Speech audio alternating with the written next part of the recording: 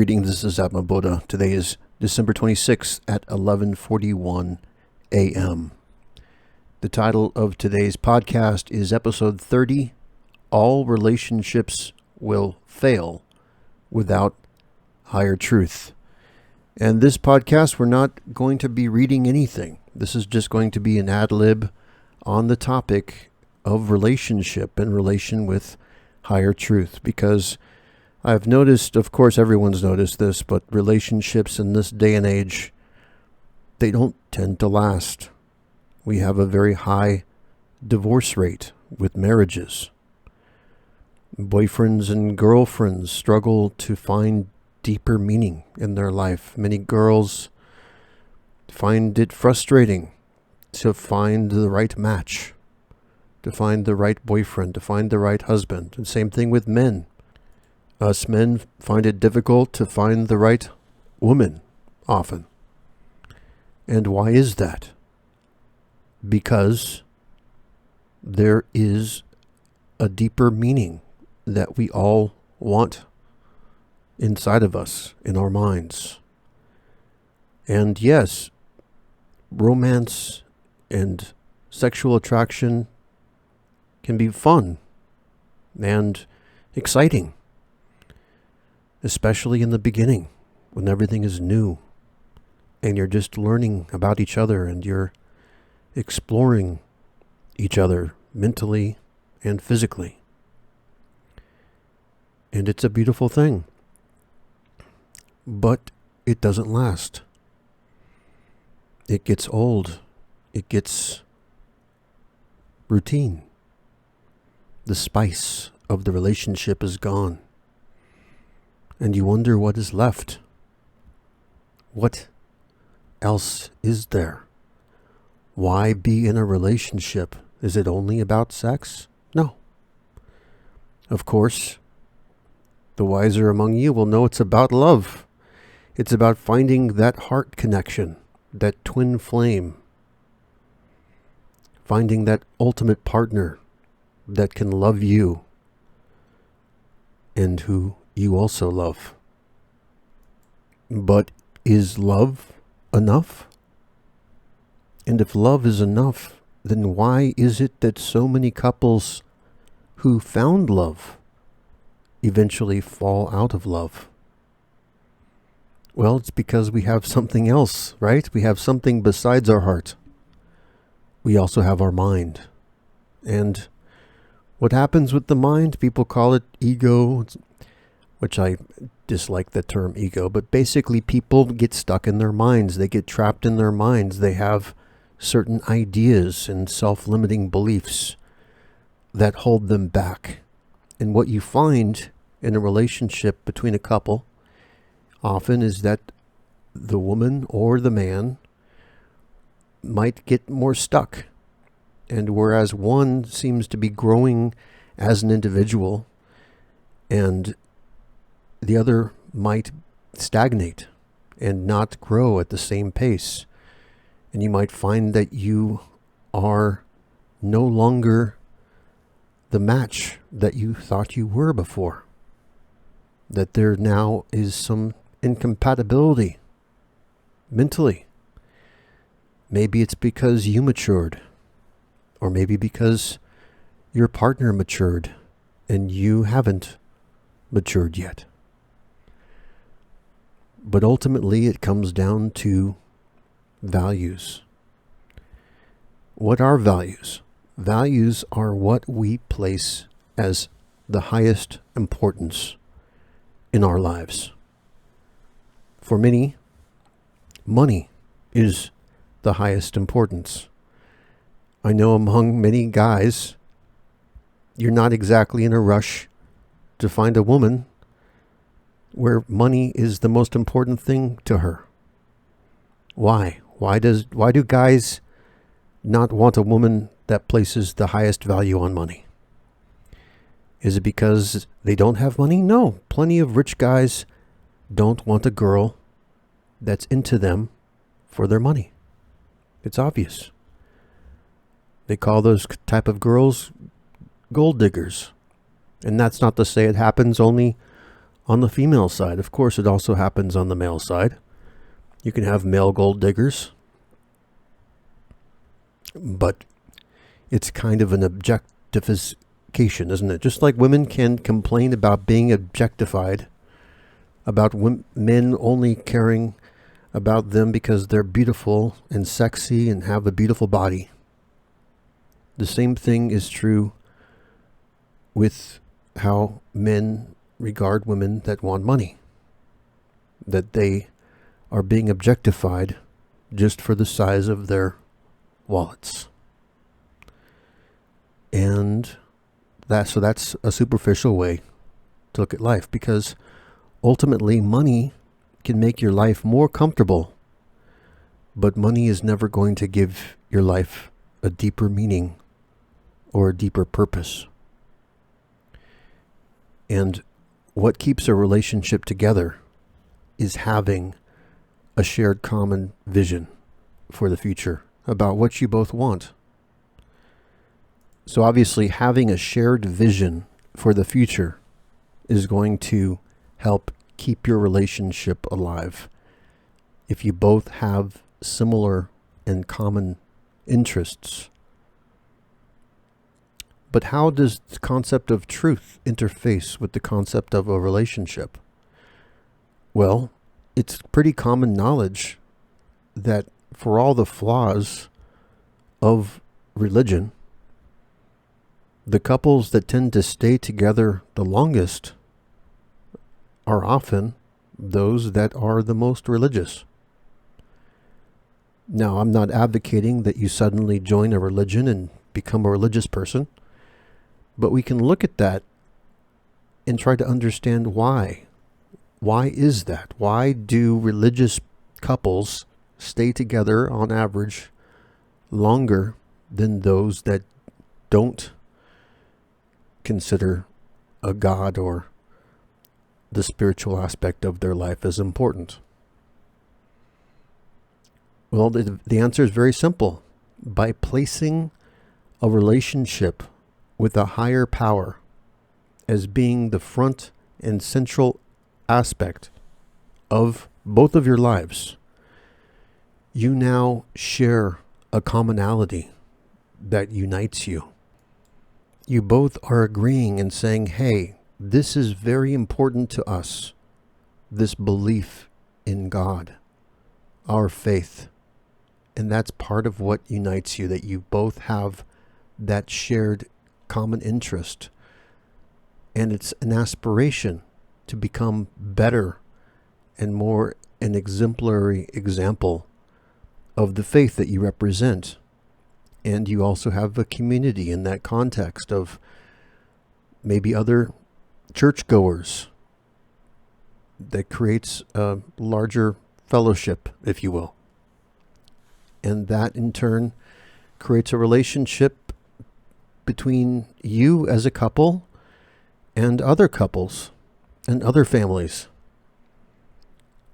And it creates role models because you can see how other couples are being a success, and you can discuss your marital difficulties with each other, with your peers, and by having that shared community, you're able to overcome obstacles and enhance your marital harmony. And more than that, it's a genuine love. And your love is first to this higher power, this God. And secondly, it is to your spouse. And by having both of those, that's giving you deep meaning and purpose in your life and helps to ground you and have a centralized focus that is consistent between the both of you and keeps you united.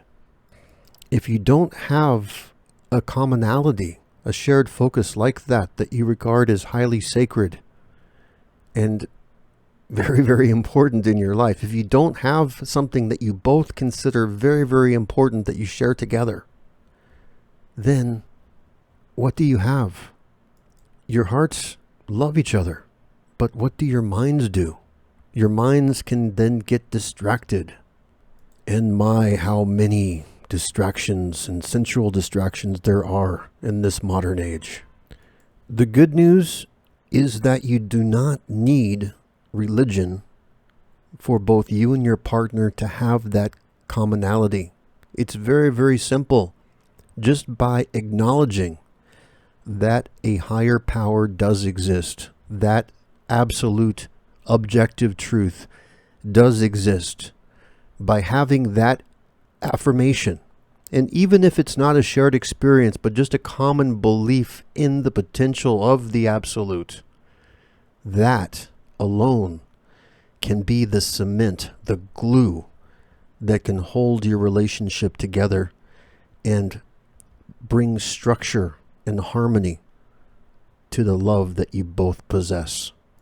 With your mind satiated with this higher inspiration, you feel more complete. Your partner can be an expression of you, an expression of your love. You both are expressions and mirrors of each other.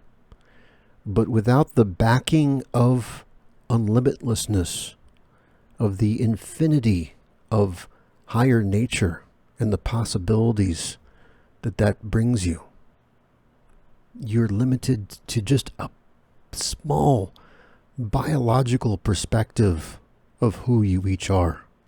When your focus is on the limitations, you see the limitations.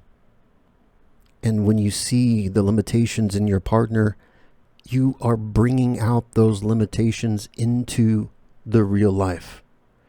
And that is why every inspirational leader knows that the best way to get the most out of the people in your charge is to see the best in them. And the same is true with your partner. You want to see the best aspects of her. You want to recognize the love that exists in her heart. And as a woman, you also want to recognize that loving heart and the goodness in your man. And by doing that, you're both bringing out and inspiring the best qualities in each of you. And how can you best do that? Is by recognizing that there's even something more amazing than the biological, that there's the vastness of universe out there. There's the most high, excellent, best that you can commune with and you can access and you can experience, that you can keep excelling and taking things to the next level. But you don't do that if you don't recognize that there is a next level that you can approach. This sacredness is what is missing in many relationships.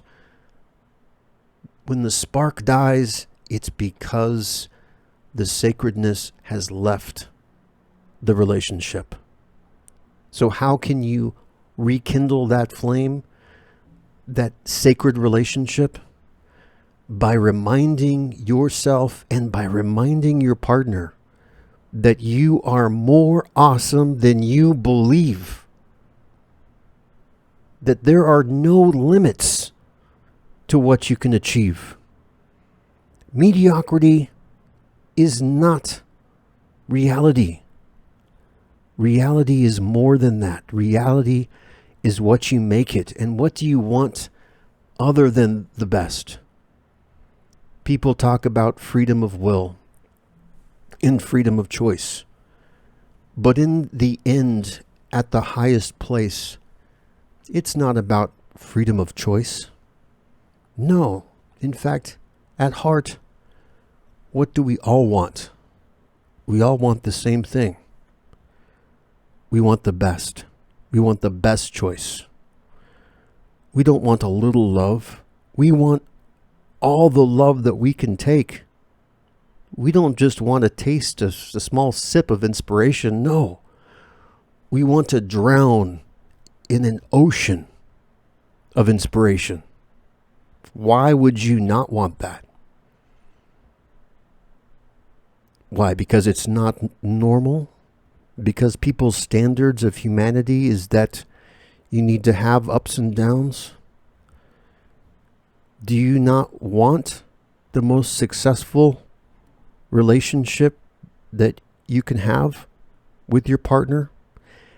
And let's not limit this just to a sexual partner, but also to your family members. Maybe your relationship with your mother or your father isn't so great. This can be used in all contexts, or maybe your child. If you have a son or a daughter, how best can you improve that relationship than to provide a better foundation upon which to build it? And what a better foundation than the belief and the experience of the concept of absolute truth, objective truth, the one living truth. This relationship with the ultimate, it enhances every single relationship. It will take your relationship to the next level and make certain that it is in no danger of ever dissolving. But even, let's say you're in a bad relationship, and let's say you've lost hope. That's not a bad thing either. Sometimes the universe brings two people together to learn something and move on. We should never look at any situation as being an opportunity lost, because for every door that closes, another opens. There's only new opportunities, not less. Regard life as having more doors opening than closing in every situation, no matter the tragedy. People say that it is through tragedy that there are more opportunities than when it is free from problems. So there are opportunities in every situation, and we can only see them when we come from a positive place and we look at the glass as half full instead of half empty, right? We want to maintain that level of optimism, because that, in fact, is the perspective of the highest truth. There is nothing to be worried about. There's only things to be excited about. Every day is a new adventure, a new glorious dawn, something full of love and truth and bliss. And if you're not experiencing that right now because of your relationships or situations right now in the real world, it's just because it's about to happen. It's about to happen for you, to hold that candle, that light, that flame, to keep that burning within you, to not let your hope die, but to be confident and know that relationships also are not just about your family. It's not just about your child. It's not just about your lover.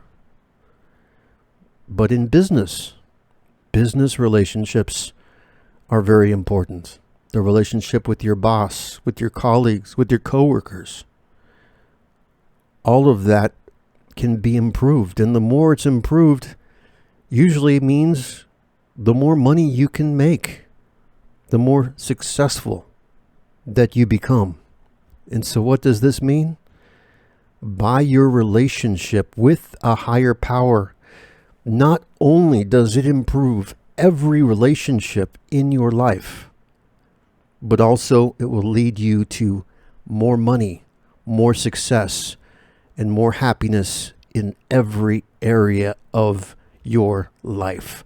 And that is the power of the ultimate, and that is the power that I want all of you to directly experience. This is Abba Boda signing off. Until next time, you have a fantastic day. You are awesome, and never forget that.